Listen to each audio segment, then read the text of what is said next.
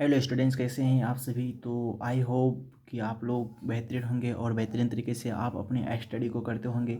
तो मैं आज आप लोगों को संस्कृत में संधि पढ़ाने वाला हूं और इस बुक से पढ़ाने वाला हूं उपहार संस्कृत भाषा भास्कर एनसीईआरटी पैटर्न है, ठीक है। और इससे हम पढ़ेंगे आज क्या संधि के बारे में। तो संधि के बारे में पढ़ेंगे।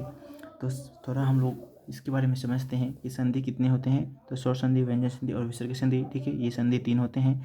और स्वर संधि को फिर कितने भाग में बांटा गया है, तो 5। एक होता है दीर्घ, गुणी, यण्य, वृद्धि, आयादि। ये पांचों संधि को हम लोग पढ़ चुके हैं, ठीक है। उसके बाद व्यंजन संधि। तो व्यंजन संधि में हम लोग 5 नियम पढ़े हैं, ठीक है। ऐसे इसमें तो बहुत सारे नियम होते हैं, तो इसमें हम लोग 5 नियम पढ़े हैं, ठीक है। ये भी हम लोग का कंप्लीट हो चुका है। तो आज हम लोग इस वीडियो में पढ़ने वाले हैं विसर्ग संधि कि विसर्ग संधि किसे कहते हैं और इसमें कितने नियम आते हैं, ठीक है। तो आप लोग मेरे साथ बने रहिए और आप लोग को हम विसर्ग संधि के बारे में अभी पढ़ाएंगे। और इससे पहले हम लोग ये सब के बारे में पढ़ चुके हैं, जैसे स्वर संधि, व्यंजन संधि और स्वर संधि के कितने भेद, ये सब के बारे में हम लोग पढ़ चुके हैं। तो इससे पहले वाले वीडियो में आपको मिलेगा और इस वीडियो में हम लोग पढ़ने वाले हैं विसर्ग संधि, ठीक है। तो लिखेंगे हम लोग पहला। तो हम लोग पढ़ेंगे विसर्ग संधि किसे कहते हैं, तो इसका परिभाषा हम लोग लिखेंगे, ठीक है। तो लिखेंगे इसका डेफिनेशन। तो लिखेंगे विसर्ग के बाद कोई स्वर या व्यंजन वर्ण रहने से जो विकार होता है उसे स्वर संधि कहते हैं। उसे विसर्ग संधि कहते हैं, ठीक है। तो जैसे लिखेंगे हम लोग इसका, जैसे लिखेंगे कि नी जोड़ चल, तो क्या बन जाएगा, निश्चल, ठीक है। तो आप बोलेंगे सर यहाँ पे तालम सो कैसे आ गया, तो इसको समझने के लिए इसके नियम पढ़ने होंगे, ठीक है। इसके नियम पढ़ेंगे तो समझ में आ जाएगा, ठीक है। उसके बाद इसे यसो जोड़ दा, तो बन जाएगा यशोदा। क्या बन जाएगा, यशोदा, ठीक है। तो ये जो विसर्ग है किस में बदल गया, ओकार में, ठीक है। तो कैसे बदला, तो इसके नियम पढ़ेंगे तो हम लोगों को समझ में आ जाएगा, ठीक है। तो उसके बाद लिखेंगे हम लोग नियम नंबर 1, लिखेंगे नियम नंबर 1 विसर्ग संधि का, ठीक है। तो यहाँ पे लिखेंगे विसर्ग के बाद, ठीक है, चौ या छ, चौ या छ रहने से विसर्ग का तालम सो कोमा टो या ठो रहने से विसर्ग का मूर्धन्य कोमा और तो या थो रहने से विसर्ग का दंतों हलंत हो जाता है, ठीक है। तो यहाँ पे 3 नियम छिपे हुए हैं। तो पहले यहाँ पे हम लोग समझते हैं, बेसिक से हम लोग समझेंगे इसको, ठीक है। तो यहाँ पे बोला गया है कि, तो हम लोग समझेंगे, ठीक है। बोला गया है कि विसर्ग के बाद चौ या छ, ठीक है। अगर विसर्ग के बाद यहाँ पे चौ या छौर है, ठीक है, तो ये किस में बदल जाएगा, तालम सो में, ठीक है। उसके यही विसर्ग के बाद क्या रहे, टो या ठो। यहाँ पे बोला है यह है कि टो या ठो रहने से, समझे, विसर्ग का क्या हो जाता है, मूर्धन्य सो। तो यही विसर्ग के बाद टो या ठो रहेगा तो मूर्धन्य सो, ठीक है। उसके बाद विसर्ग के बाद क्या रहे, और, ठीक है, तो या थौ रहने से विसर्ग का दंतों हलंत हो जाता है। तो अगर यहाँ पे तो या थो क्या रहे, तो या थो रहे, तो ये विसर्ग का क्या हो जाएगा, दंतों हो जाएगा, ठीक है। तो यहाँ पे अच्छे से आप लोग समझिए कि अगर विसर्ग के बाद विसर्ग के बाद चो या छो, विसर्ग के बाद चो या छो रहे तो ये विसर्ग बदल जाएगा तालम शो में, और विसर्ग के बाद टो या ठो रहे तो क्या हो जाएगा मूर्धन शो में, और विसर्ग के बाद तो या थो रहे तो दंतो शो में। यही इसमें 3 नियम है, ठीक है। तो अब उसके बाद हम लोग इसका जैसे देखेंगे, जैसे समझेंगे इसका, तो लिखेंगे मान लीजिए अगर ऐसे कि नौ में हर्षई विसर्ग प्लस चल, तो कैसे बनेगा। तो ये देख सकते हैं कि विसर्ग के बाद हम लोग का क्या आ गया है चौ।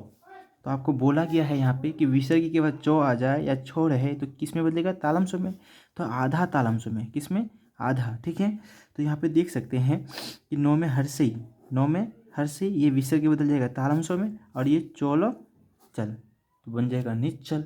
उसी तरह और लेंगे हम लोग धनुजोर, धनुजोर टंकार, धनुजोर टंकार। तो विसर्ग के बाद टो या ठोर है, तो बोला क्या है कि विसर्ग के बाद टो या ठोर है तो किस में बदल जाएगा दंतों में। तो लिखेंगे धो नौसो, और विसर्ग बदल जाएगा था सो में, और टो अनुस्वार को आकार रो तो धनुष टंकार, तो क्या बन जाएगा धनुष टंकार, ठीक है। तो ऐसे बनता है ये सब में हम लोग विसर्ग लगा देंगे क्योंकि ये संस्कृत है, ठीक है। उसके बाद और भी देख सकते हैं नी जोर, नी जोर छल, तो ये विसर्ग के बाद क्या आ गया छो आ गया, तो बन जाएगा किस में चो या छो रहने पर, विसर्ग के बाद चो या छो रहने पर किस में तालम स्वर में, ठीक है, तालम स्वर में बदलेगा। तो लिखेंगे नौहसी का तालम स्वर छो लो, तो बन जाएगा क्या निच्छल। तो ऐसे बनते हैं सब, ठीक है। तो यहाँ पे हम लोग जैसे लिखेंगे, यहाँ पे हम लोग जैसे लिखेंगे, ठीक है, नौहर्षई विसर्ग चो लो तो बन जाएगा निश्चल, ठीक है। नौहर्षई विसर्ग छो लो तो बन जाएगा कि निच्छल, ठीक है। उसके बाद धनुजोर टंकार तो बन जाएगा कि धनुष टंकार, ठीक है। उसके बाद और एक दूसरा उदाहरण ले लेते हैं हम लोग, इत्त जोर तत्, तो ये क्या विसर्ग के बाद तो या थो आएगा तो किस में बदलेगा, अगर विसर्ग के बाद तो या थो आएगा तो दंतों में बदलेगा, तो दंतों यहाँ पे आएगा, ठीक है। तो हर्षई तो आधा सो तो विसर्ग, ठीक है, ऐसे बनेगा ये। तो आई होप कि आप लोगों को समझ में आता होगा। अगर नहीं आता है समझ में तो आप लोग कमेंट करके बोलिए, मैं और भी कोशिश करूँगा आप लोगों को बेहतरीन समझाने के लिए, ठीक है, और भी कोशिश करूँगा। तो अब नियम नंबर हम लोग 2 पढ़ेंगे, इसका नियम नंबर 2, ये नियम नंबर 1 हो गया। अब लिखेंगे नियम नंबर 2, ठीक है। तो नियम नंबर 2 में क्या बोलता है, तो लिखेंगे इसका परिभाषा, तो लिखेंगे यदि विसर्ग के पहले ओ हो और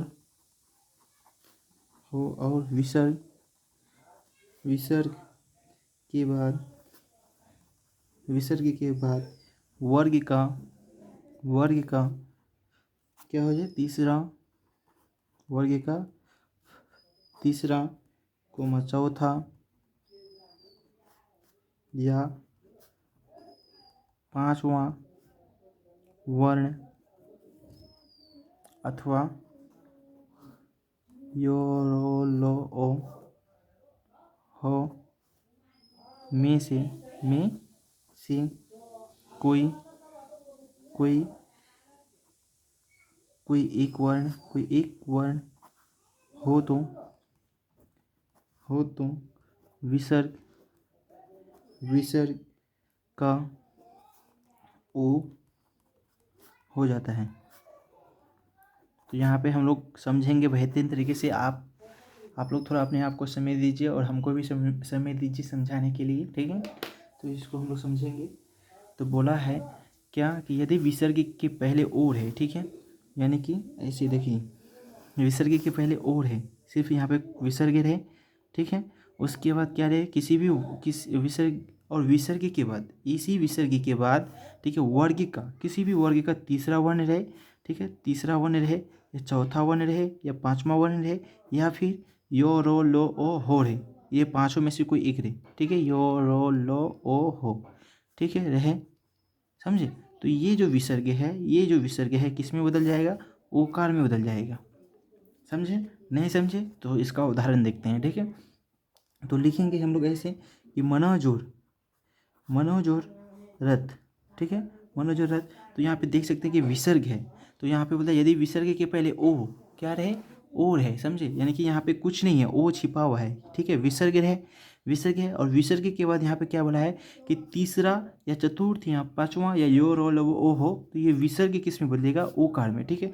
तो ये जो यो रो है क्या है, ये रो आ गया है, तो ये विसर्ग किस में बदलेगा, ओकार में बदलेगा। तो मो नो, और ये विसर्ग बदल जाएगा ओकार में, रो थो विसर्ग, तो बन जाएगा मनोरथ, ठीक है। तो उसके बाद हम लोग देखेंगे, उसके बाद और भी उदाहरण देखेंगे हम लोग, जैसे पो यो विसर्ग धोरो पैधर। तो क्या बन जाएगा कि यो विसर्ग के बाद यहाँ पे क्या है, धो है, तो धो जो है ये किस वर्ग का है, तो थो का, तो थो तो थो दो धो का है, तो ये चतुर्थ वर्ण हो गया, कौन सा वर्ण, चतुर्थ। तो आपको बोला है कि विसर्ग के बाद तीसरा या चतुर्थ या पांचवा वर्ण आए, तो ये विसर्ग क्या बदल जाएगा, ओकार में। तो यहाँ पे देख सकते हैं कि ये चतुर्थ वर्ण है, धो जो है चतुर्थ वर्ण है, तो ये विसर्ग बदल जाएगा ओकार में। तो लिखेंगे पो यो ओकार धो रो विसर्ग, तो हो जाएगा क्या, पयोधर, बन जाएगा क्या, पयोधर। उसी तरह और भी हम लोग देखेंगे, यो तालम सो विसर्ग धो रो आकार, ठीक है। तो ये विसर्ग के बाद क्या गया है, धो, ये भी चतुर्थ वर्ण है, ठीक है, तो बन जाएगा यशोधरा, क्या बन जाएगा, यशोधरा, ठीक है। उसके बाद यो तालम सो विसर्ग प्लस दा, तो ये दो, तो कौन सा वर्ण है, तीसरा वर्ण है, यहाँ पे देख सकते हैं दो तीसरा वर्ण है, तो विसर्ग के बाद तीसरा या चतुर्थ वर्ण आ जाए तो ये विसर्ग किस में बदलेगा, ओकार में बदलेगा। तो यहाँ पे विसर्ग जो है बदल जाएगा ओकार में, तो यो तालम सो ओकार दो आकर दा, तो बन जाएगा यशोदा, ठीक है। उसके सरोवर सरोजोर वर, तो ये ओ आ गया, तो ओ यहाँ पे देख सकते हैं, तो ये विसर्ग किस में बदल जाएगा, ओकार में, तो सो रो ओकार वो रो सरोवर, ऐसे बनेगा, ठीक है। तो आई होप कि आप लोगों को समझ में आता होगा, और नहीं आता है तो आप लोग कमेंट कीजिए, और हम और बेहतरीन तरीके से आप लोगों को समझाने का कोशिश करेंगे, ठीक है। तो आगे हम लोग पढ़ेंगे नियम नंबर 3। तो हम लोग लिखेंगे अब नियम नंबर 3, ठीक है। तो नियम नंबर 3, ठीक है। तो यहाँ पे लिखेंगे हम लोग, यदि विसर्ग के पहले ओ, ठीक है, रहे, और उसके बाद भी ओ रहे तो विसर्ग का ओ, ऐसे ओ, ठीक है, ओ हो जाता है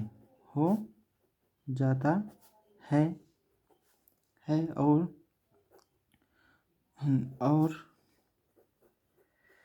उस जगह एक विकारी, ऐसे विकारी चिन्ह लग जाता है, ठीक है। जैसे हम लोग समझेंगे, आप लोगों को अभी तक समझ में नहीं आया है तो ठीक है, कोई बात नहीं, अभी हम समझाएंगे अभी आप लोगों को। तो बोल रहा है कि विसर्ग के पहले ओ रहे, ठीक है, और विसर्ग के बाद भी ओ रहे, समझे। ये विसर्ग हुआ, और उसके बाद अगर यहाँ पे ओ रहे, ठीक है, तो ये विसर्ग किस में बदल जाएगा, ओकार में बदल जाएगा, ऐसे ओकार में, ठीक है। और ये जो ओ है इसके बदले एक विकारी चिन्ह आएगा, विकारी चिन्ह ऐसे ऐस की तरह, ठीक है। तो इसको हम लोग समझेंगे, देखिए, इसे देव जोड़ अयम, तो यहाँ पे देख सकते हैं विसर्ग के बाद क्या आ गया है, ओ आ गया है, तो ये विसर्ग के बाद ओ आ गया है, ठीक है। तो ये विसर्ग किस में बदल जाएगा, ओकार में बदल जाएगा, और इस ओ की जगह एक विकारी चिन्ह लगेगा एस की तरह, ठीक है। तो लिखेंगे देव वो, क्या बन जाएगा, देवो, और ये विसर्ग के बदले ओकार आ गया, और ये ओ के बदले एक विकारी चिन्ह आएगा ऐसे, और यो मो हलंत, देवो अयम। ठीक है, उसी तरह देव जोड़ अपी, ठीक है। तो क्या बन जाएगा, यहाँ पे विसर्ग के बाद ओ आ गया है तो ये विसर्ग बदल जाएगा ओकार में। देव जोड़ तो ये विसर्ग ओकार में तो देवो, और ये ओ के बदले एक विकार चिन्ह पो में हंसी, तो देवो अपी, ऐसे बन जाएगा। ठीक है, उसके बाद बनेगा और भी देखेंगे हम लोग उदाहरण। तो कुत्त जोड़ अत्र, तो ये विसर्ग किस में बदल जाएगा, ओकार में, तो कुतो अत्र, ऐसे। ठीक है, उसके बाद क जोड़ अयम तो बन जाएगा किस में, को अयम, ये विकारी चिन्ह बैठेगा यहाँ पे। ठीक है, ओ के बदले। उसके बाद और भी देख सकते हैं, बहुत सारे उदाहरण हैं, तो इतना ही रहने दीजिए। ठीक है, तो आई होप कि आप लोगों को समझ में आया होगा। ठीक है, अब नियम नंबर हम लोग 4 में चलेंगे। तो लिखेंगे नियम नंबर 4। ठीक है, और ये नियम लास्ट है। ऐसे बहुत सारे हैं, तो पढ़ना ज़्यादा हम नहीं है। ठीक है, पढ़ना उसी को है जो हम लोग को काम दे। ठीक है, जो इम्पोर्टेंट है उसी को हम लोग पढ़ेंगे। ठीक है, तो लिखेंगे नियम नंबर 4 में हम लोग। तो हम लोग नियम नंबर 4 में देखेंगे, लिखेंगे यदि विसर्ग के पहले हर्षे या हर्षो रहे तो विसर्ग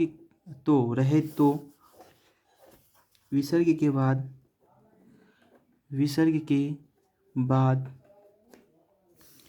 को कोमा ख या पो कोमा फो रहने से विसर्ग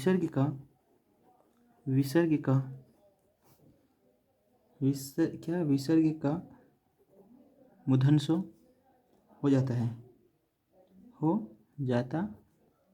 ठीक है, तो इसका हम लोग और जैसे देखेंगे हम लोग इसका।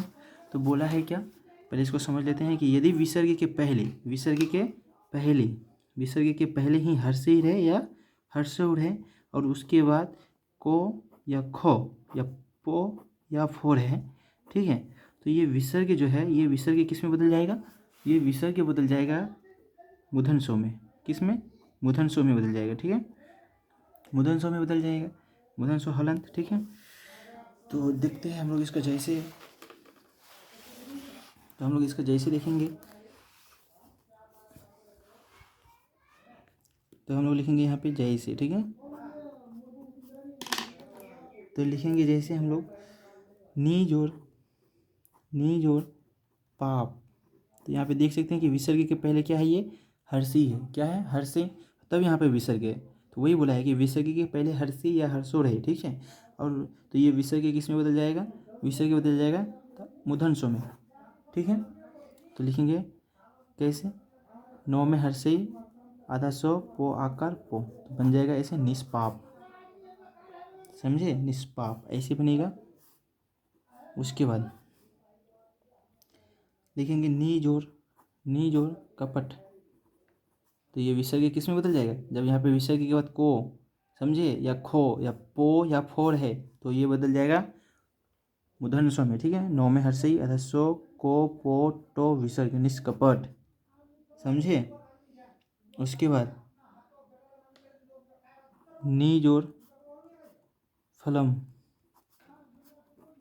निष्फलम। समझे, नी जोड़ काम, तो बन जाएगा निष्काम। ठीक है, ऐसे बनता है ये। तो आई होप कि आप लोगों को समझ में आया होगा। ठीक है, तो ये हो गया संधि। हम लोगों का संधि चैप्टर हम लोगों का कंप्लीट हो गया।